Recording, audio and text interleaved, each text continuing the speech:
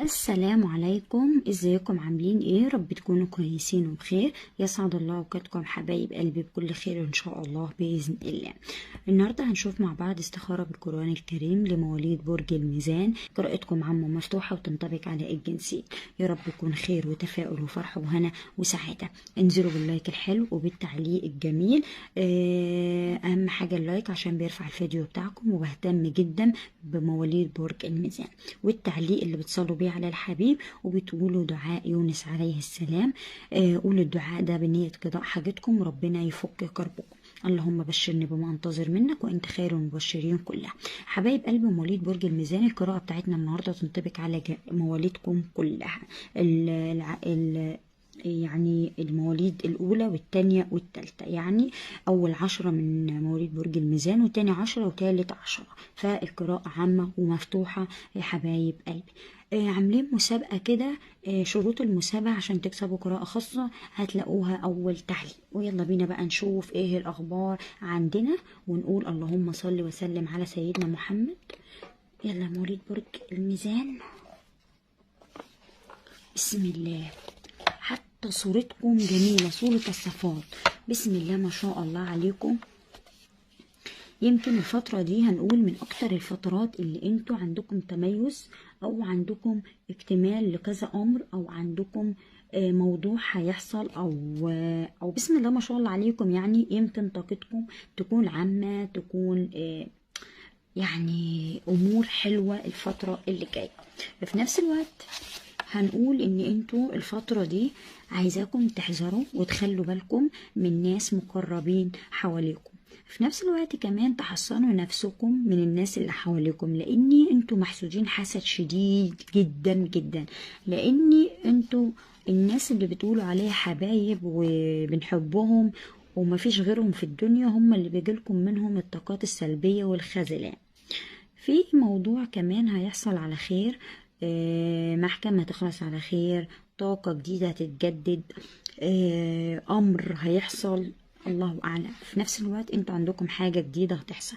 الفترة دي من أكتر الفترات اللي انتوا شغالين على نفسكم وشغالين على حياتكم بشكل كبير جدا عشان تطلعوا من اللي انتوا فيه. في واحدة ست مخبية عليكم سر، والست دي كبيرة في السن، مخبياه مش عايزة تقوله دلوقتي، والله أعلم ايه سبب الحكمة. كمان انتوا عندكم سرقة محفظة او سرقة حاجة، خدوا بالكم من اموالكم، من فيزتكم، من لو عندكم محفظة خدوا بالكم، لو عندكم فيزا خدوا بالكم، عندكم فلوس في البيت خدوا بالكم. وديني عرفتكم. في كمان موضوع بتحاولوا ترموه ورا ظهركم، بتقولوا خلاص احنا مش هنتكلم في الموضوع ده تاني، احنا اتظلمنا من الموضوع ده فخلاص حسبنا الله ونعم الوكيل. البعض منكم بيقول احنا اتكسرنا اكتر من مرة، ما لقيتوش حد جنبكم، ما لقيتوش حد واقف معاكم.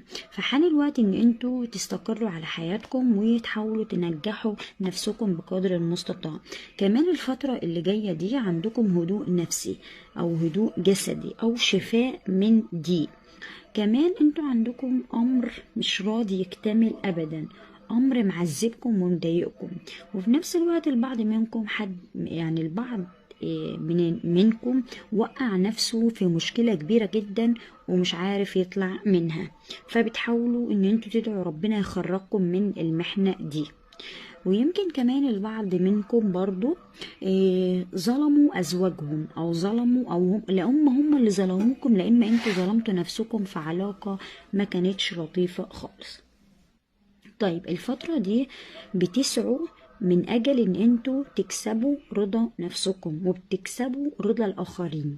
عندكم حية، والحية دي كبيرة عاملة زي التعبان كده، بتأذيكم وبتحاول إن هي توصل لكم دايما الطاقة السلبية، لدرجة إن هي نظرة عينها بس وحشة ومش كويسة خالص. في موضوع انتوا خايفين منه، والموضوع اللي انتوا خايفين منه ده هينجح وهيكمل إذا كنتوا مشروع داخلين فيه أو أمر داخلين فيه. يعني بعد ما هتعملوا الموضوع ده وهيكمل هتشكروا ربنا شكرا عظيم. كمان انتوا بتدعوا ربنا يشرح لكم صدركم عشان حاسين بتكتيفة وخنقة وضيقة من غير اي سبب. في كمان بعض اكتشاف لبعض الامور اللي في حياتكم وهتفعلوها بنفسكم، انتوا مش هتكونوا مستنيين مساعدة من حد. في واحدة بيضة عندكم، ست بيضة، الست دي يعني ولا عارفين هي كويسة ولا هي وحشة، ويمكن كمان البعض منكم وقع في ضيق ومش عارفين تطلعوا نفسكم بيه، انتوا بليتوا او وقعتوا نفسكم بنفسكم.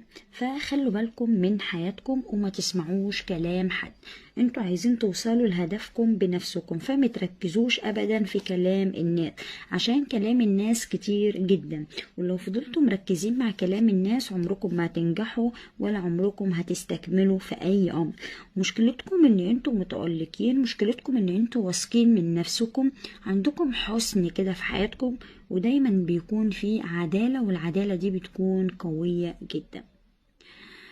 كمان البعض منكم عنده حد بيغير منه وعدو، يعني العدو ده بيغير منكم وبيبين لكم ان هو بيحبكم وبيبين لكم ان هو عايز مصلحتكم، لكن هو اصلا شخص كده مش لطيف وشخص كله طاقة سلبية.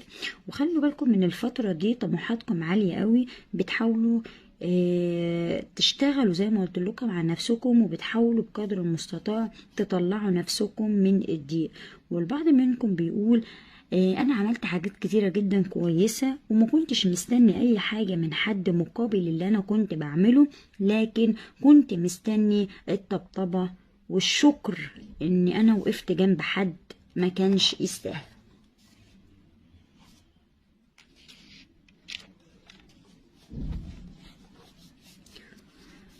كمان الفترة دي هيكون عندكم لقاء حلو او انتظار، لو انتم منتظرين رسالة هيكون عندكم رسالة حلوة، بس ما تزعلوش مني، انت عندكم قرين والقرين ده معذبكم جدا وعامل لكم مشاكل وعامل لكم ضغوط نفسية.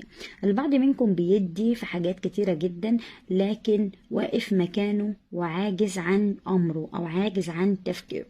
يمكن الفترة دي هنقول ان هي فترة امور واقفة ومش مكتملة، فالفترة اللي جاية هتكمل وهيكون عندكم تحسن. يمكن كمان انتوا هنا واقفين بينكم وما بين طاقة تردد، طاقة التردد دي مخلياكم عايزين تاخدوا قرار وبتتراجعوا فيه. بس انا بقول لكم ما تفضلوش حد على صحتكم، ما تفضلوش حد على نفسكم. زي ما قلت لكم ان انتوا محدش بيشكركم ابدا على حاجة انتوا بتعملوها، فبالتالي ما تدوش حد اكتر من حياتكم، ما تدوش حد فرصة يعمل لكم طاقة سلبية، هتطلعوا من الضغوط السلبية، هتطلعوا من اي امر مضايقكم. في كمان شجرة، والشجرة دي هتطرح عليكم خير، هتطرح عليكم امر انتوا كنتوا واعيين فيه في ظلم، يعني الشجرة دي هي اللي هتنجيكم من الفتنة اللي حاليا انتوا فيها، لان انتوا حصل عندكم باسم استغفر الله العظيم كذا مشكلة. كمان اقدر اقول لكم ان انتوا بتحاولوا بقدر المستطاع الفترة اللي جاية تمسكوا فلوس او بتدخلين جمعية او بتحوشوا حاجة، فان شاء الله باذن الله يكون في كذا امر هيكتمل.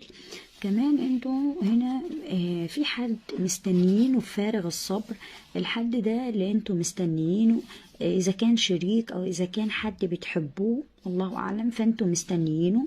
كمان البعض منكم عنده رؤية منام دايما بيتردد معاه، عمالين تحلموا دايما بحلم معين، الحلم ده مش كويس.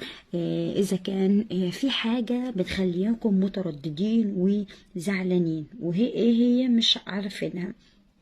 يمكن كمان عندكم خطوة إيجابية، في نفس الوقت الوضع اللي انتوا فيه ده بتحاولوا بقدر المستطاع تستقروا فيه لحد ما تشوفوا وتقفوا على رجلكم من تاني. انتوا ناويين على طاقة معينة وناويين تطلعوا السلم من جديد، في حاجات كتيرة جدا ناويين عليها الفترة دي، فالحاجات اللي انتوا ناويين عليها دي فيها تغيير جذري.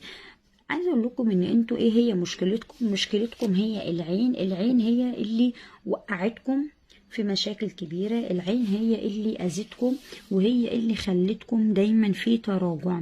في نفس الوقت في حد افترى عليكم في حاجة كذب او وقع عليكم افترى او وقعت في حياتكم فتنة كبيرة، واتقال عليكم ان انتوا قلتوا وعملتوا وانتوا ما كنتوش تعرفوا اي حاجة عن المواضيع دي خالص. فخلاص خدتوا القرار ان انتوا تسكتوا وتسحبوا نفسكم من اي حاجة، لكن اي حد هيجيلكم على سكة عمركم ما هترحموه الفترة اللي جاية.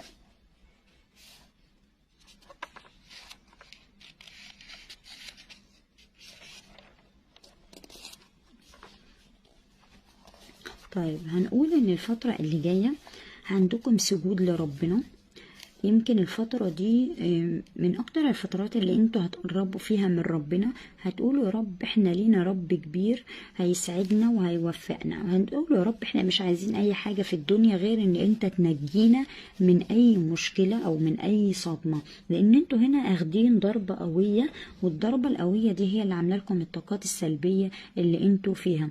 قررتوا تحققوا، قررتوا تدفعوا تمن غلطاتكم في عدم اختيار الناس الصح. فالفترة دي من اكتر الفترات اللي هم مهما يتكلموا عليكم ومهما يجيبوا في سيرتكم انتوا ما عادش عندكم قدرة ان انتوا تسمعوا للناس دي. يمكن البعض منكم كمان بيفكر يعزل عن ناس او بيفكر ان هو يمشي بعيد عن الناس دي. ليه؟ لان انتوا بتقولوا احنا تعاملنا مع الناس الغلط وكبرنا ناس ودخلنا ناس وعلينا ناس كانت غلط اصلا، ما كانتش تستاهل المكانة دي ابدا. ففقدتوا ثقتكم في بعض الناس اللي حواليكم، وده بسبب الغدر اللي وقع عليكم منهم، وانتوا كنتوا كويسين جدا معاهم وكنتوا عايزينهم فعلا افضل واحسن. لو حد عندكم في غربة او حد عندكم عنده مشاكل، اذا كانت يعني موضوع فيه مشكلة بخصوص سفر، او حد في غربة مش عارف يرجع، او انتوا مشتاقين لحد في غربة، الله اعلم. في نفس الوقت عندكم كلام يخص حمل او ولادة، يخص امور يعني تخص اطفال، فان شاء الله باذن الله عندكم حمل الفترة اللي جايه. كمان في ست عجوزة او ست كبيرة في السن. الست دي هي اللي سبب تدميركم، وهي كانت من الاهل، فربنا هينجيكم منها وهينجيكم من عذابها وهينجيكم من المشاكل اللي بتحطها عليكم. كمان البعض منكم عنده راحة من بعد تعب، بس ابعدوا عن الفتنة وابعدوا عن اي حد يدخلكم في امور يعني مش لطيفة خالص. ابعدوا عن اي حد بيحاول ان هو يمسك عليكم اي غلطة. في ناس عندها جبروت بتحب تأذي الناس، ما بيحبوش ابدا يشوفوا حد مبسوط، فانتوا ما تسمعوش كلام حد خالص، علشان الكلمة السلبية اللي بتطلع من لسانكم بتيجي عليكم، عشان كما تدينوا تدان. طيب هقول لكم، الناس اللي بياكلوا عيش وملح معاكم هم سبب المشاكل معاكم.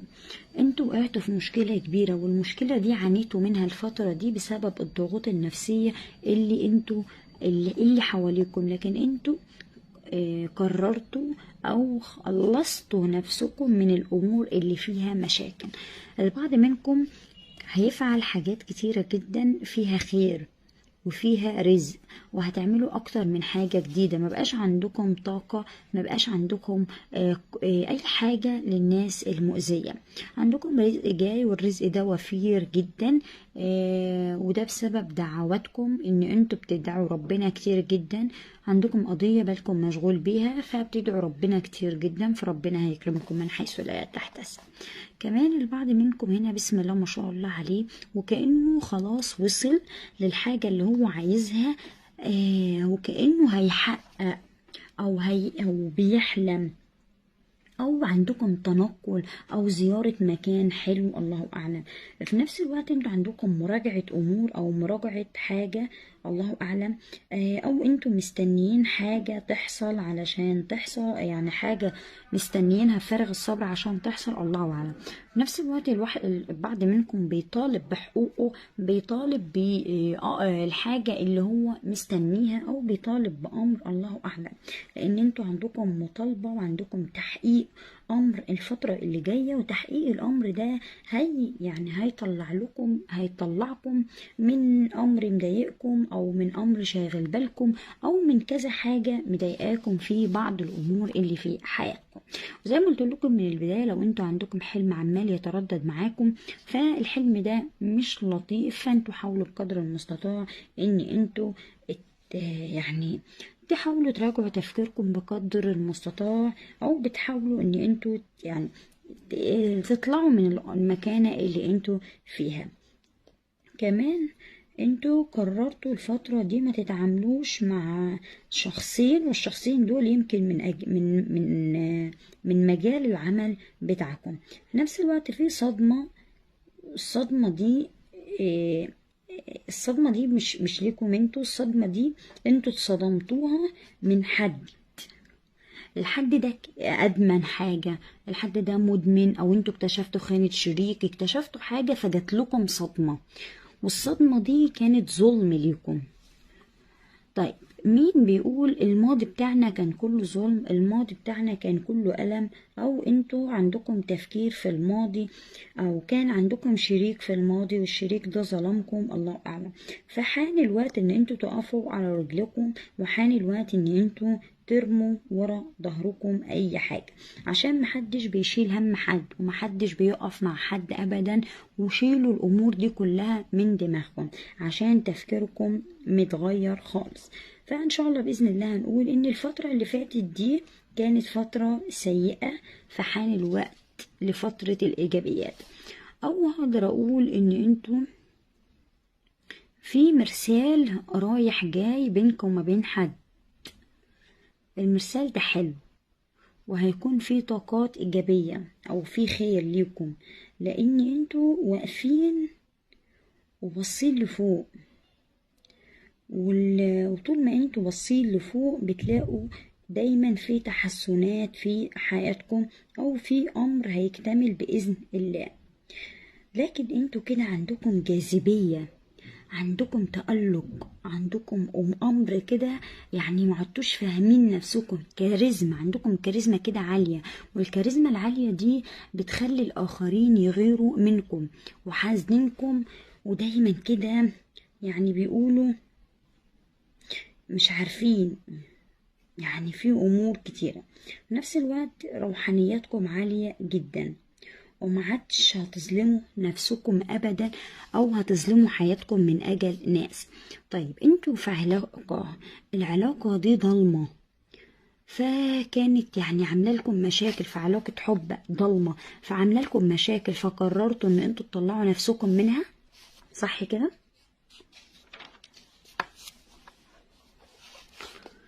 طيب الفترة اللي جاية دي هقول لكم ان هي من اكتر الفترات اللي انتوا مش عايزين حد يكلمكم ولا حد يتواصل معاكم، حتى تليفونكم ما بقيتوش مهتمين بيه، ما بقاش عندكم طاقة للكلام، ما بقاش عندكم طاقة غير تشتغلوا على نفسكم بس.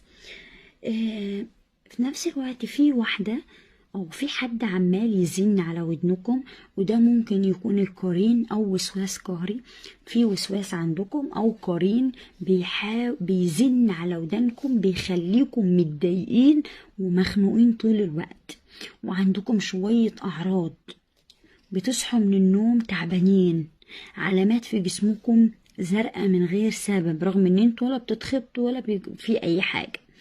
كمان بتلاقوا كده جروح في جسمكم، تساقط شعر، مشاكل في صحتكم، الله أعلم. كل ده بسبب القرين وبسبب المشاكل اللي في حياتكم. عايزاكم ترموا ورا ظهركم وما تهتموش بأي حاجة بتحصل حواليكم. الفترة دي من أكتر الفترات اللي انتوا عمالين تناقضوا نفسكم، وفي نفس الوقت في خبر جاي لكم، والخبر ده هيبقى عرض، والعرض ده هيكون خير، وفي عرض تاني انتوا هترفضوه، والعرض اللي انتوا هترفضوه ده كان لازم ترفضوه، لان هيجيلكم من طرق من حد باصص لكم بصة مش لطيفة. خلوا بالكم من فلوسكم، خلوا بالكم من تليفونكم، خلوا بالكم من حاجاتكم، علشان الفترة اللي جاية انتم معرضين لسرقة. وفي نفس الوقت حد عايز يعمل لكم تجسس، او حد بيراقبكم، او حد كده مركز معاكم زيادة عن اللزوم. انتوا عانيتوا من اكتر من حاجة جوه قلبكم، قلبكم نزف الفترة اللي فاتت وما لقيتوش اي حد يطبطب عليه، فانتوا بدأتوا تطبطبوا على نفسكم وبدأتوا تفرحوا نفسكم. في نفس الوقت البعض منكم عنده قضاء حاجة او خروج حية او خروج انتوا من محنة او ضيقة. انتوا دايما من الناس اللي هي بتتحمل القاسية، بتتحمل الظلم، بتتحمل اي حاجة. وفي نفس الوقت عايزاكم تخلوا بالكم ان في مكالمة هتجيلكم في صباح، في يوم كده هيكون الصبح هتجيلكم المكالمة دي، هيبقى فيها امر حلو جدا انتوا هتقضوه، او حد هيكلمكم تنزلوا معاه، الله اعلم. واقدر اقول لكم ان انتوا عندكم شجرة الفترة اللي جاية، الشجرة دي هتطرح عليكم خير. لو انتوا معرضين لفتنة او معرضين لصدمة او لأي مشكلة، خلوا بالكم من نفسكم، عشان في امور هتكتمل الفترة اللي جاية. الإضاءة متسلطة عليكم، فعشان كده هيكون عندكم استقرار حلو جدا وشكر لربنا وسجود، وهتشكروا على الكرم اللي هيكرمكم بيه، وهتقولوا الحمد لله ربنا صبرنا وعوضنا خير عن كل ألم وكل ضربة خدناها في حياتنا. يمكن الفترة دي من أكتر الفترات اللي انتوا مأذيين فيها في الشريك، لأن الشريك موقفش معاكم في المحنة والضيقة بتاعتكم. وإن شاء الله بإذن الله ربنا يكرمكم على من ظلمكم. يا رب الفترة اللي جاية تكون فيها خير وفيها استقرار. عجبتكم القراءة بتاعتنا؟ قولولي في الكومنتات قراءتنا تستاهل منكم ايه. تحياتي لكم، واتمنى لكم دايما الاستقرار النفسي والاستقرار العام على جميع الأوضاع. تحياتي لكم.